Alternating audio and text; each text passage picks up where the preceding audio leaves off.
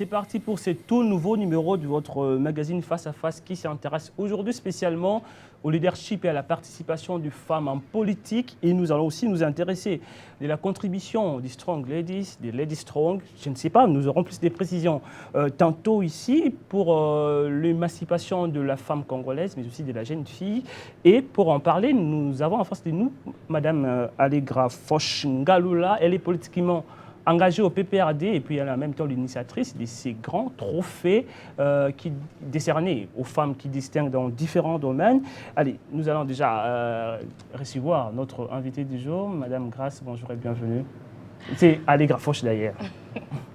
Bonjour Stéphie, et merci de m'avoir invitée dans ce magazine. C'est un honneur pour moi, un honneur pour ceux que je représente, toutes les femmes que je représente à travers Strong Ladies et aussi tous ceux que je représente à travers le parti dans lequel je suis engagée, le PPRD. Très bien, nous allons commencer par cette première question. Est-ce qu'aujourd'hui on peut dire que la politique en RDC c'est vraiment un milieu très hostile aux femmes ? Alors, ce que je voudrais dire, c'est que je vais commencer par la conclusion. Donc, je vais commencer par la fin. La fin, c'est que la politique, la scène politique est une arène très féroce. Alors, ceux qui veulent y jouer les bisounours ne sont pas à l'endroit indiqué. Voilà. Donc, vous assumez que c'est un milieu très hostile. Oui, c'est un milieu difficile, comme dans toutes les autres professions. Donc, on ne peut pas dire que la profession la plus facile soit la vente de biscuits, par exemple. Donc, c'est un milieu quand même difficile et il faut se battre, il faut résister, il faut être compétitif, constant. Et... Alors, puisque c'est un milieu difficile, quelle est la place exacte de la femme congolaise, précisément, de vous, dans le paysage politique, votre place ? Alors, avant de parler de la femme congolaise, on peut regarder à travers le monde où il y a eu des éminents penseurs qui ont émis des théories pour définir la place de la femme. On a par exemple Maurice Horiou en 1985 qui disait que la femme était vouée à une trilogie des 3 K, ça veut dire Kinder, couche et kirsch, pour dire que la femme était spécialement liée à la cuisine, aux enfants et à l'église.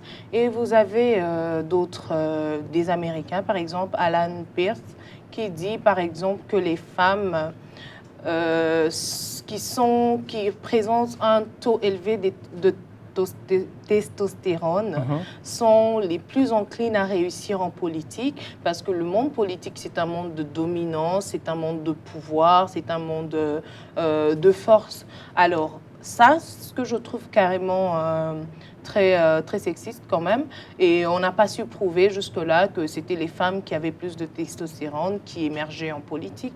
Et vous avez d'autres penseurs tels que Jean-Jacques Rousseau qui disaient que la dignité de la femme, c'est qu'elle doit continuer de vivre, de rester inconnue, de vivre un peu cachée. Mais sur le plan juridique où actuellement nous avons eu des belles avancées, c'est qu'il n'y a plus de restrictions pour les femmes.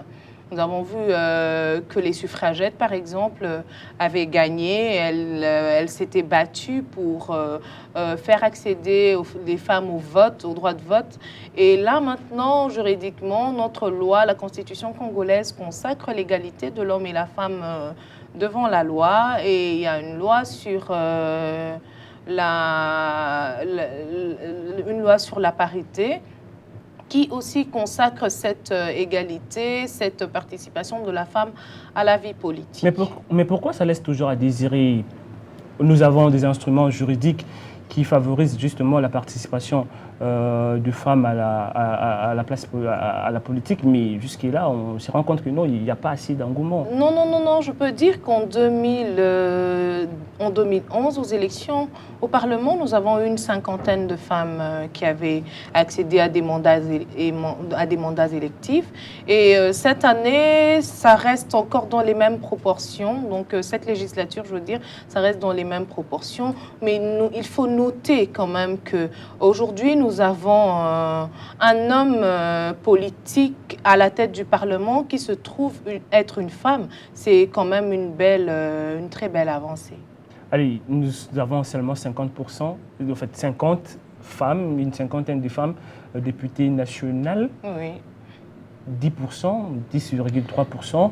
Mais qu'est-ce qui explique ça? Alors, c'est un Après processus. toutes les campagnes, émancipation, émancipation. Exactement, c'est un processus et nous savons que nous ne pouvons pas y arriver maintenant. Avant, il n'y en avait pas beaucoup. Aujourd'hui, nous sommes à 10%.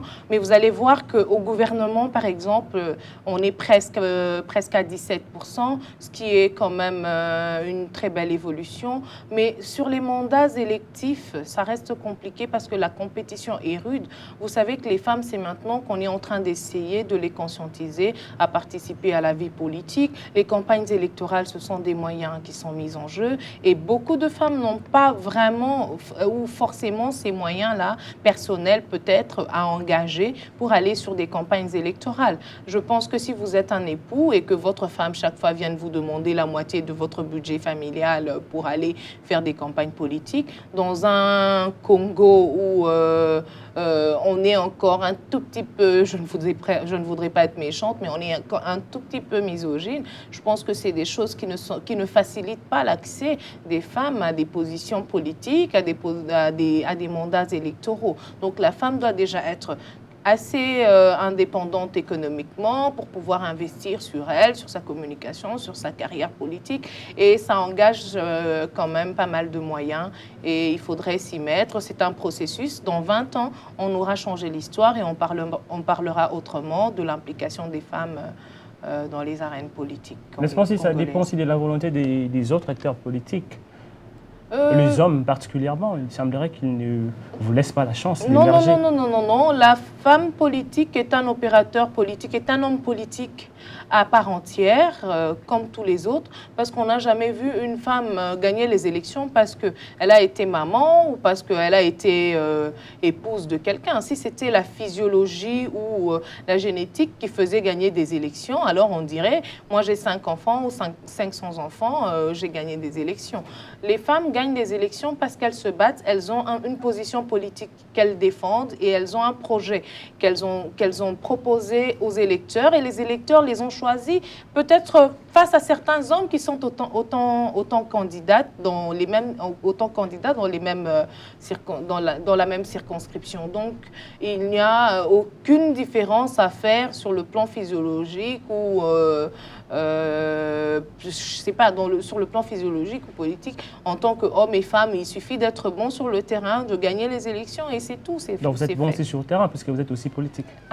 J'essaye quand même. Je me donne le temps d'avancer. Mais comment vous le faites justement? C'est quoi le secret? Alors, je pense qu'il faudrait plus d'engagement.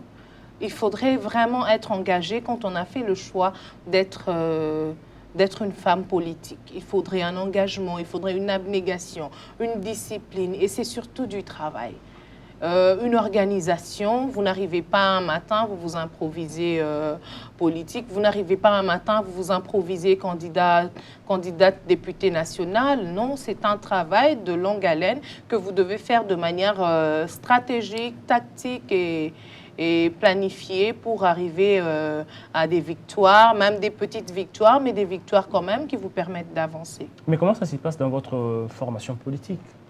Comment ça se passe dans le sens, comment en fait, c'est géré pour que les femmes aussi évoluent, émergent? Vous êtes en train de parler d'ambition politique. Justement. Mais vous savez qu'il y a une loi qui demande aux partis politiques, aux formations politiques, de pouvoir présenter un nombre équitable de candidates femmes. Mais vous savez aussi, comme je viens de le dire, qu'on ne peut pas s'improviser. Moi, par exemple, en tant que chef de parti, je ne prendrai juste pas une femme pour le fait de sa féminité et l'aligner sur une liste électorale. Parce que si vous faites ça, vous risquez aussi de perdre un siège. Il faudrait aligner une femme qui est capable, qui est populaire, qui est acceptée par sa communauté et qui peut nous faire gagner un siège. Ça, c'est encore une autre paire de manches. Donc, on a l'égalité, on a toute cette volonté, mais au niveau des partis politiques, je pense qu'il y a quand même cette concurrence-là qui est tout à fait loyale et qui permet aux acteurs d'être choisis selon le fait d'être capable de ramener un siège ou pas. Donc ça n'a rien Et à ça voir n'a rien à voir avec une discrimination ou autre chose. Ben, déjà, c'est à l'horizon 2030, la parité femmes-hommes 50-50. Exactement. N'est-ce pas, c'est utopique encore en RDC, vu tous les enjeux autour. Utopique, je ne dirais pas, parce que si on est passé de... C'est dans 10 ans.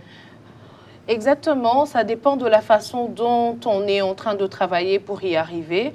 La parité dans tous les domaines, ça veut dire que dans 5 ans, on peut avoir des programmes de discrimination positive, d'orientation des jeunes filles dans les écoles pour faire en sorte que à l'horizon 2023 ou 25, on a un certain nombre précis des femmes qui sont ingénieurs, qui sont politologues, qui sont maçons. Comme ça, on sait savoir, on sait regarder à chaque fois quelle est notre évolution pour qu'en 2030, qu'on ait dans tous les secteurs des femmes qui peuvent prétendre à des postes de responsabilité ou prétendre à pouvoir avoir les mêmes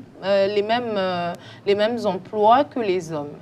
Malgré les fossés qu'il y a entre la femme paysanne et la femme élite. Je pense qu'il y a moyen. Être une femme paysanne, ce n'est pas du tout un des avantages. Je peux dire que dans nos villages, par exemple, les femmes peuvent acquérir des capacités par des formations, par exemple, pour pouvoir développer leurs activités agricoles, pour pouvoir s'enrichir, pour pouvoir se développer. Et ça reste toujours possible. Mais comment casser ces fossés, justement? Parce que vous êtes ici à Kinshasa, ben, on vous voit un peu partout, mais la femme qui se trouve à l'intérieur du pays, à Kenge, comment elle sera émancipée? Il y a un athée à Kenge, il y a un gouverneur, un gouverneur qui est en charge de ce territoire ou de cette ville, qui aussi a des ministres, un ministre du genre qui peut quand même commencer à travailler pour qu'en 2030, les femmes de Kenge soient autant capables que les femmes de Kinshasa. Ça reste possible, il faut y mettre des moyens, de la volonté, de l'abnégation pour y arriver. Il faut y travailler, il faut des campagnes, il faut sensibiliser les femmes. Mais il y en a eu déjà beaucoup, campagnes. Si on a eu beaucoup et qu'on n'est pas encore à cette égalité. Est-ce que des campagnes qu'à Kinshasa ou dans d'autres grandes villes? Non, pas des campagnes qu'à Kinshasa, mais dans d'autres villes aussi de la République, au Katanga, dans le Haut-Katanga, dans le Lualaba, on a des campagnes pour motiver les femmes à évoluer. Dans l'Est du pays, on a aussi des campagnes qui pousse les femmes à pouvoir se dépasser et à être actives dans tous les domaines. Ça veut dire que s'il y a eu des campagnes avant et que nous n'avons pas encore atteint le résultat ou l'objectif, nous allons continuer à faire des campagnes, améliorer les campagnes, améliorer la communication pour qu'à l'horizon 2030, nous arrivons à un résultat qui soit plus ou moins acceptable. Un résultat plus ou moins acceptable, ça va passer par quoi? Donc, c'est-à-dire devenir 50-50? C'est ça l'objectif. Acceptable, c'est ça, ce sera possible. C'est ça l'objectif, en effet. Oh, très bien. Allez, mais s'il faut parler de votre trophée d'excellence, c'est d'ailleurs Strong Ladies, Lady Strong, c'est l'anglais. Votre précision? Alors, c'est Strong Ladies, pour dire femme forte. C'est un trophée d'excellence que nous avons mis en musique depuis 2015. Nous avions organisé la première édition dans l'ancienne province du Katanga, à Lubumbashi. Ensuite, nous avons eu des mini-éditions dans lesquelles on primait les filles à l'université. Et nous avons primé 2 étudiantes de l'UPC qui étaient meilleures. Il y a une qui avait distingué pendant 5 ans. Et elle a été meilleure jusqu'à la fin de la promotion et de l'université en même temps. Ce qui était très positif, c'était pour susciter des exemples, des modèles, parce qu'il se trouve aussi que dans les universités, les filles se plaignent beaucoup, il y a beaucoup trop de problèmes, des harcèlements, etc. Alors c'était un moyen pour nous de pouvoir montrer que malgré que c'est difficile, il y en a qui y arrivent, donc tout le monde peut y arriver avec un peu plus de discipline, de travail, et voilà. Comment se fait la détection de ces filles qui excellent ou de ces femmes? Alors, nous avons d'abord notre propre observatoire, si je peux dire ça. Nous observons notre société. Nous savons voir qu'il y a des femmes qui ont de l'impact dans leur communauté et dans ce qu'elles sont en train d'entreprendre.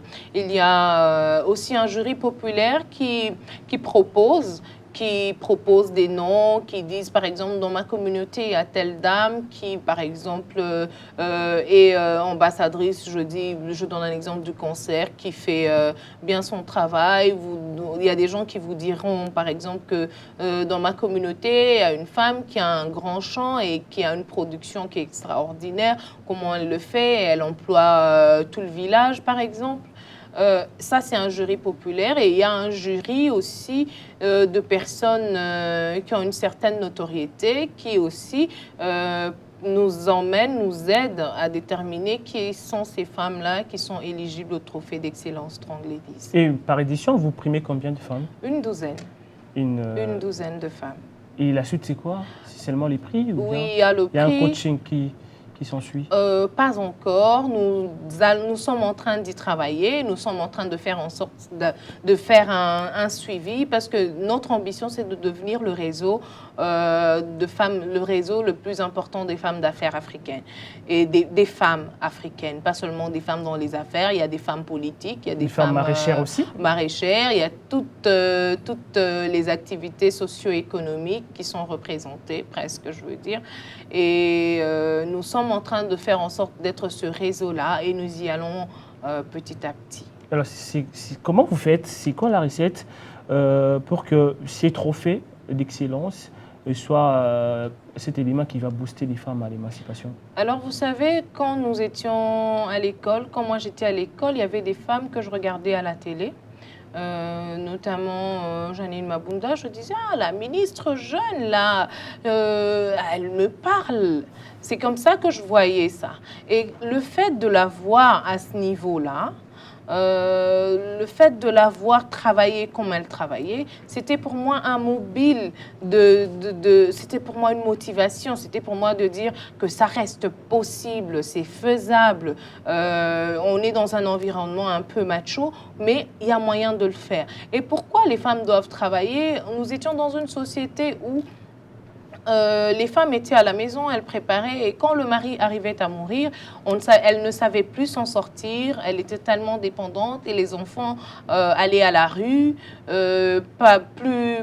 plus assez d'argent pour payer leur scolarité et ça reste très très dangereux pour notre société. La question de l'implication des femmes, la question de la motivation des femmes n'est pas du tout une question d'esthétique, je le dis toujours, c'est une question économique de grande envergure. Quand nous avons des individus qui sont au chômage, ça veut dire que nous entretenons la pauvreté et nous n'améliorons pas, nous n'utilisons pas de manière optimale les facteurs de production.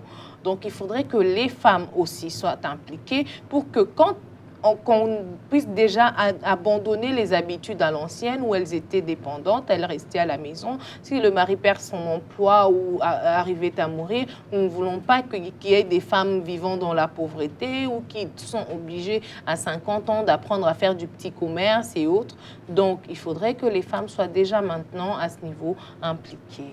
Impliquées et ça va se passer avec ces trophées. Oui, je pense qu'il y a beaucoup de personnes qui regardent. C'est pour susciter des modèles, en fait, dans notre société. Susciter des modèles, créer de l'espoir, dire que c'est possible, c'est faisable. Il y a, par exemple, la dame qui fait Pay Network, Yvonne Kuswamina, qui a lancé son entreprise, qui fonctionne très bien. Ça peut inspirer une jeune fille qui est à l'école ou à l'université de se dire, tiens, quand je vais finir l'université, je veux faire une entreprise comme celle d'Yvonne Kuswamina. Ça parle.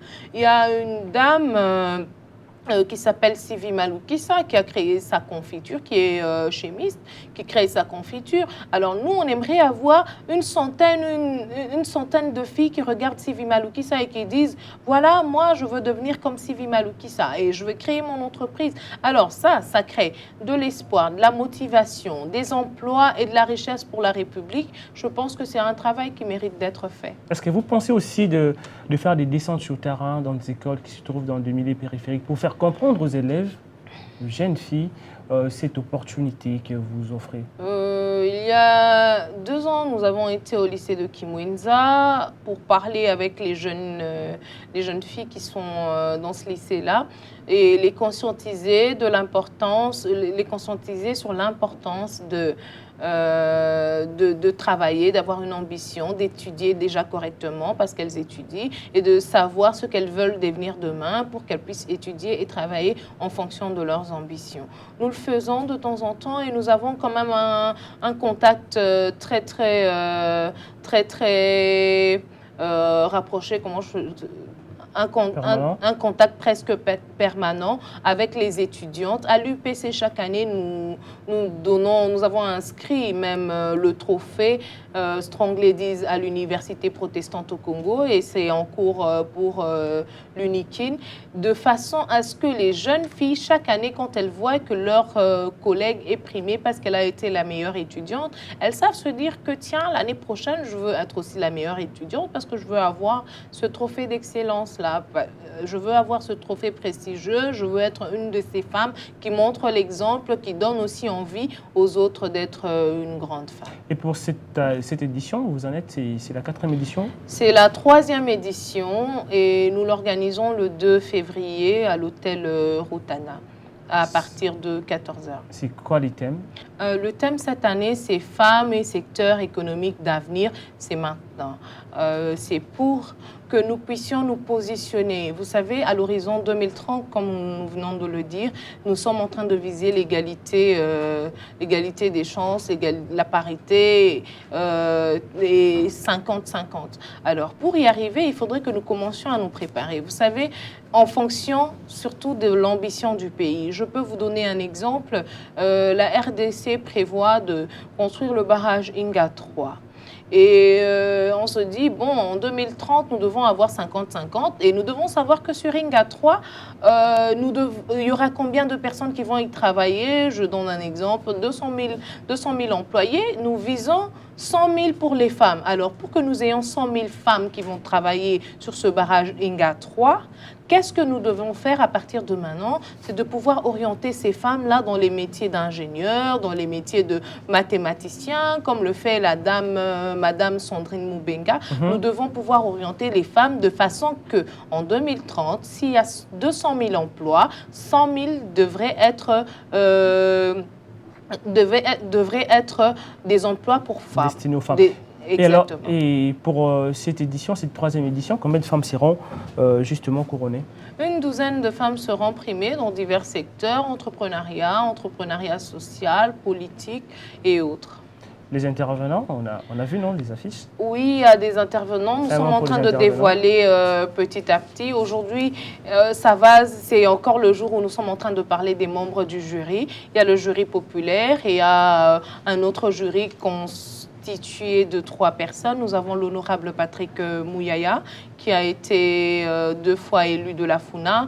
Et nous avons Madame Marie-Francis Dikaï, qui est le patron ou la patronne de Congo Fashion Week. Et vous avez Madame Annie Maudit, qui est une activiste des droits de la femme, qui sera aussi parmi les membres du jury. Alors, pour les speakers, nous sommes en train d'y aller aussi petit à petit. On ne va pas tout dévoiler parce qu'il y a des très belles surprises. C'est déjà quand, la date? C'est le 2 février 2020 à l'hôtel Rotana. L'heure? 14h. 14h. D'accord, merci beaucoup. C'est par ici que nous allons mettre un point final à cette émission. Merci de votre disponibilité, surtout d'avoir répondu à toutes les questions. C'est moi qui vous remercie de m'avoir accueilli sur ce magazine, je veux dire, préféré des Quinois. Merci beaucoup. À vous, mes téléspectateurs, un grand merci pour votre marque de fidélité. Les prochains rendez-vous, c'est à très bientôt. Restez scotchés à ces programmes de Duc TV. Vivez longtemps, 100 ans.